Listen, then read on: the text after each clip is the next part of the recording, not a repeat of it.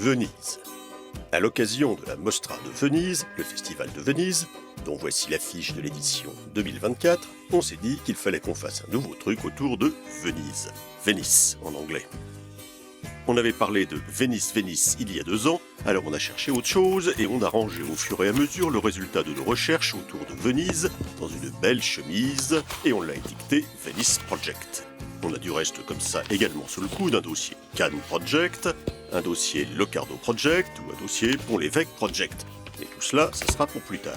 Et dans notre Venice Project, on trouve par exemple le monstre de Venise, Emmanuel à Venise, les gondoles à Venise, ou le petit gondolier avec José Lito. Mais rassurez-vous, on ne s'attardera pas dessus. Et il y a aussi Dalida chantant gondolier, justement. Et elle aurait fait visiblement une très bonne gondolière. Et encore, puisqu'on est dans les gondoles, le gondolier de Broadway avec Dick Powell en 1935, l'histoire d'un chauffeur de taxi new-yorkais qui se fait passer pour un vrai gondolier pour se lancer dans la chanson. Et le décor vénitien, on y croit tout de suite. On y croit autant que si on était à l'intérieur de l'hôtel Venetian à Las Vegas. D'ailleurs, faisons-y un petit tour à l'hôtel Venetian. En gondole, avec François Hollande. Au moins, dans Venise, la Lune et toi, en 1958, c'est bien vraiment à Venise que Alberto Sordi fait le gondolier. Et dans Les Vacances intelligentes, un sketch du film Où es-tu allé en vacances, Alberto Sordi va revenir à Venise et en profiter pour visiter la Biennale de cette année-là, 1978. Mais l'art contemporain semble le laisser dubitatif. Tout le monde visite Venise d'ailleurs. Même, dès 1898, l'un des inventeurs du cinéma, William Kennedy Laurie Dixon, que l'on voit en personne, aux côtés sans doute de son épouse et de sa fille, en train de nourrir les pigeons de la place Saint-Marc, qui n'ont peut-être jamais été photographiés en aussi belle définition, puisqu'ils sont filmés avec le procédé biographe, développé par Dixon, utilisant une pellicule de 68 mm sans perforation, avec presque 7 fois plus de surface utile qu'un film 35 mm classique.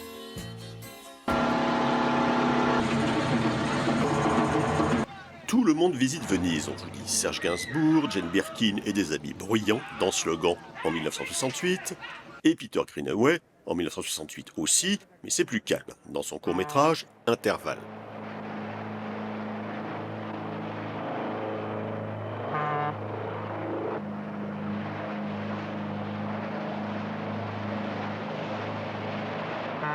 Et nous remercions Peter Greenaway pour ces quelques secondes de tranquillité vénitienne. Pour une fois, on ne voit pas de gondole. James Ivory également s'était penché sur Venise pour son tout premier film en 1957, un court-métrage aussi intitulé Venise, thème et variations. Ah, Nosferatu lui aussi a visité Venise, dans Nosferatu à Venise. Et on comprend que les pigeons se méfient un peu. Et Sean Flynn, le fils d'Errol Flynn, dans Voir Venise et crever d'après James Hadley Chase, où il est suivi de près par Daniel Émile Fork, ce qui n'est sans doute pas très rassurant. Et Sophia Loren et Richard Burton, dans Le Voyage, le dernier film de Vittorio De Sica d'après Pirandello. Et on aime autant vous prévenir, Sophia et Richard ont beau séjourner dans le plus bel hôtel de Venise, ça finit mal. Tout le monde visite donc Venise, même si c'est triste au temps des amours mortes. Mais bon, avec tout ça, on n'avait toujours pas décidé de quoi on allait bien pouvoir parler pour notre Venice Project. Et voilà Tipa que nous avons découvert l'existence d'un film autrichien dont le réalisateur s'appelle Robert Dornhelm et présenté à la Mostra de Venise en 1999. Un film certes introuvable, mais opportunément intitulé The Venice Project. Ça tombe bien. Un titre qui colle parfaitement avec notre chemise pleine de documents. Comme dans Venice, l'action de The Venice Project alterne entre Venice, Californie et Venise, Italie. Et alterne également entre la toute fin du XVIIe siècle et la toute fin du XXe siècle. Roland, joué par Dennis Hopper, habite à Venice, Californie. Et il est le frère de la comtesse Camilla Volta, interprétée par Lauren Bacall, qui, elle, habite à Venise, Italie, dans une coquette demeure de 80 pièces, où leur père à tous les deux est en train de mourir. Ou peut-être pas tant que ça en train de mourir, au fond.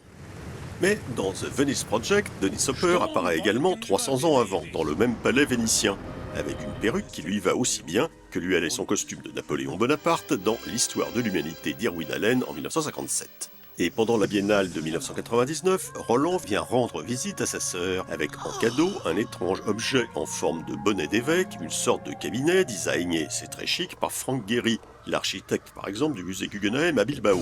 Un cabinet qui est en fait un confessionnal, comme dans les émissions de télé-réalité.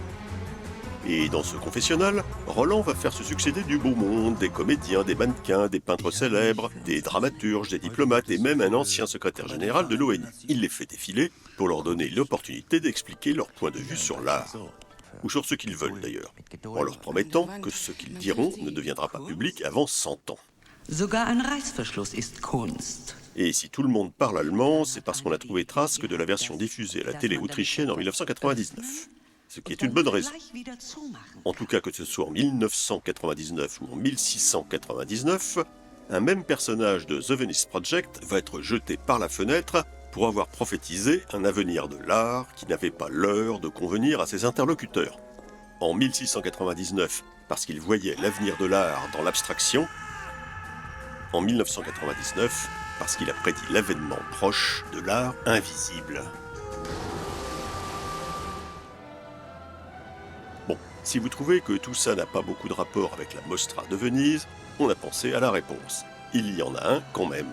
Parce que cette coquette demeure de la comtesse, où a été tourné le film, c'est tout simplement le Palazzo Volpi, propriété de la famille de Giuseppe Volpi, comte de Misurata, personnage important du régime mussolinien et considéré comme le principal créateur du festival en 1932. Festival inauguré le 6 août de cette même année avec la projection de Dr Jekyll et Mr Hyde version Rouben Mamoulian avec Frédéric March qui a à point nommé reçu le prix de la meilleure interprétation, le prix qui s'appellera justement plus tard Coupe Volpi, la Coppa Volpi. Et on a découvert à cette occasion qu'il existait une autre Coppa Volpi, que voilà.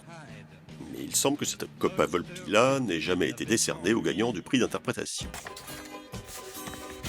Notons qu'il semble y avoir des hauts et des bas chez les Volpi, puisque le Palazzo Volpi a été vendu récemment, mais on ne sait pas combien. La tractation étant restée confidentielle, et on ne sait pas trop non plus ce qu'il reste à l'intérieur étant donné que le mobilier en a été dispersé aux enchères chez Sotheby's en février 2024, par exemple ces fauteuils et ce canapé où sont assis Lauren Bacall et Dennis Hopper dans The Venice Project. Zut, tout ça qui nous est passé sous le nez, parce qu'on n'a pas été mis au courant à temps. Alors quand même, nous n'avons pas tout perdu. Nos recherches vénitiennes tous azimuts nous ont permis de nous remémorer un point de détail important. Dans les gondoles à Venise, que nous avons brièvement évoquées au début, eh bien Sheila et Ringo ne parlent en réalité pas tant que ça de gondoles à Venise.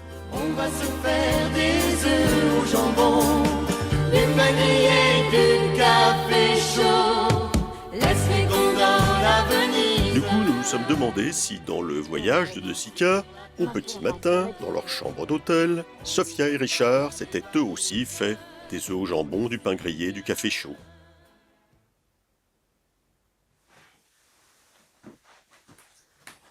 Ah oui, c'est ça le genre de question qu'on se pose à chaque fois.